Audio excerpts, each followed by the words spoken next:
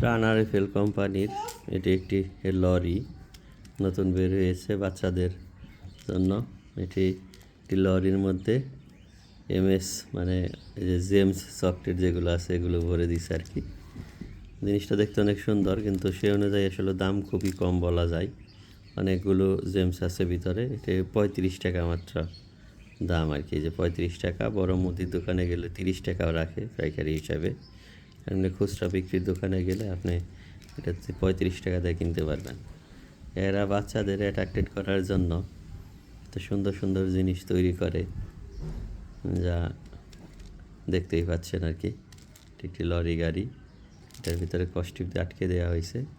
এটা খুললেই এই জেমস চকলেটের যে ট্যাঙ্কটা আর কি, এটা বের হয়ে যাবে।